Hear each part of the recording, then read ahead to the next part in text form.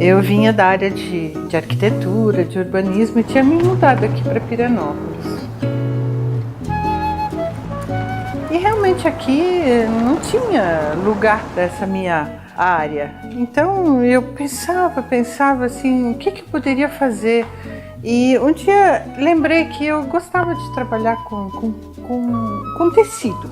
E o que eu posso fazer com tecido? E com o tempo eu comecei a perceber que eu poderia usar o tecido como uma paleta de cor.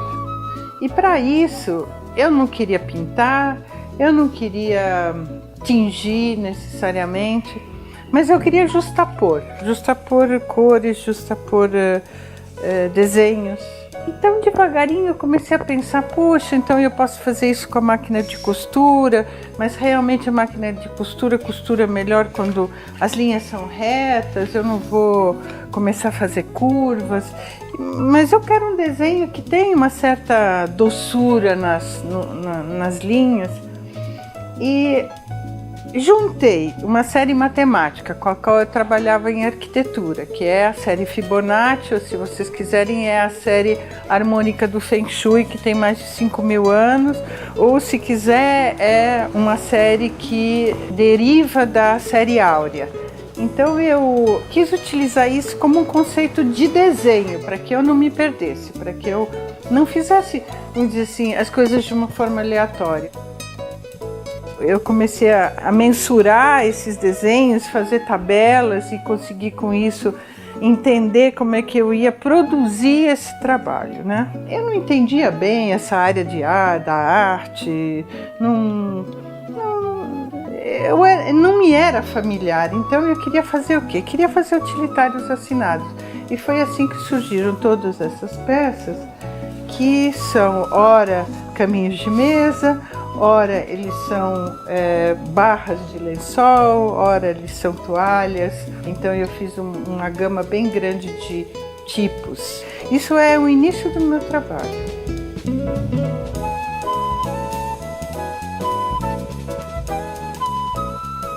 Eu me baseei em alguns autores, principalmente alguns autores da Bauhaus que desenvolveram a questão da teoria da cor e do uso da cor, para poder entender não só uma questão estética e plástica, porque aí a subjetividade é muito grande, mas entender também do ponto de vista científico o resultado, né, da justaposição de cores. Essas peças são escolhas já das cores que eu vou utilizar numa peça.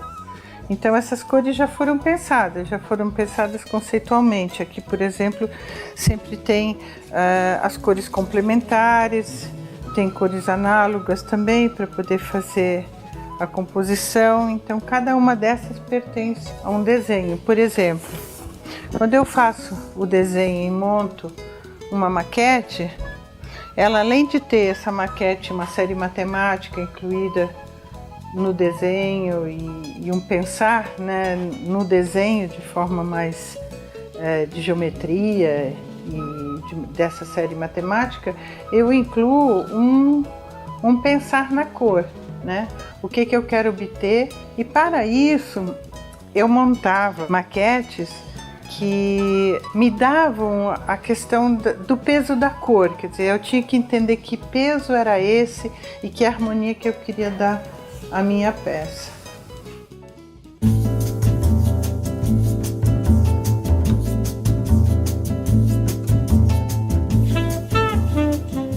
Mais recentemente, eu começo a trabalhar, em vez de trabalhar só peças ortogonais, vamos dizer, fazer uma justaposição de peças ortogonais para conseguir as curvas, eu começo a trabalhar com curvas onde parece que eu perco o medo de trabalhar a curva na máquina e começo a brincar com isso aqui.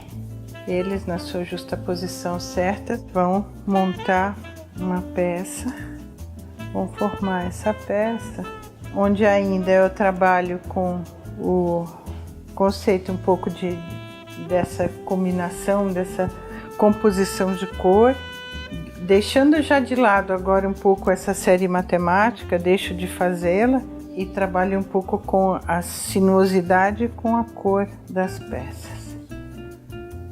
Eu me perguntava também, como é que a gente vai costurar peças curvas? Então, primeiro, a grande dificuldade de fazer curvas iguais de uma peça e da outra. Por quê? Porque essa peça aqui tem que ser exatamente essa. Só que você vai dizer assim, bom, mas agora a gente vai costurar do outro lado, né? Do avesso.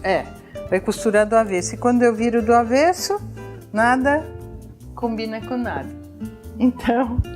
Então, realmente, o trabalho na costura é de ir moldando esta peça de acordo com a curva de baixo. Porque eu tenho certeza, como as duas curvas são iguais, que quando eu virar essa peça, ela vai ficar perfeita. Esse trabalho aqui é um trabalho dos mais recentes, que se configura como um trabalho cinético, porque à medida que você transita de um lado ao outro dele, você vai vendo figuras e cores diferentes entrando. Basicamente é feito por nervuras intercaladas com tecido preto, e usando um tecido autocolante, eu distribuo e configuro cores de um lado e cores do outro diferentes. Com isso eu tenho esse movimento da cor.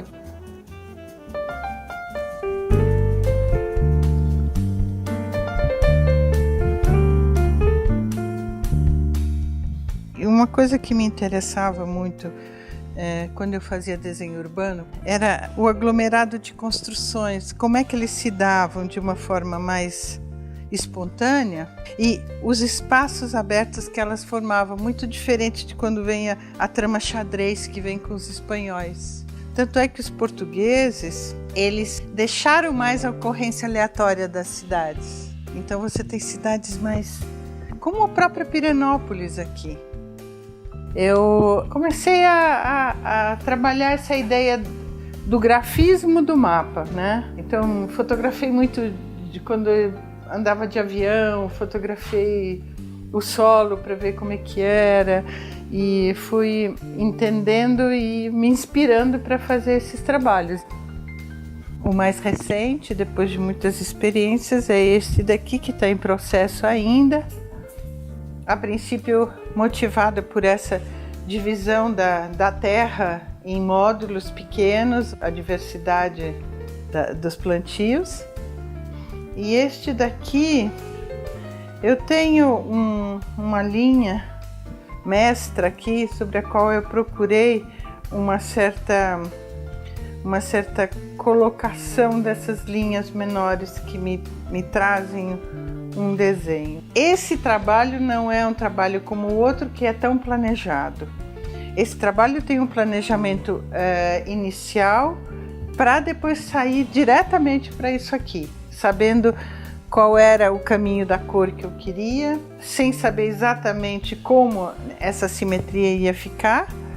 E só, é um trabalho muito mais solto nesse sentido do que os outros, porque esse trabalho aqui tem algum molde, tem o molde das grandes linhas, estão com moldes, são moldes, mas o restante não.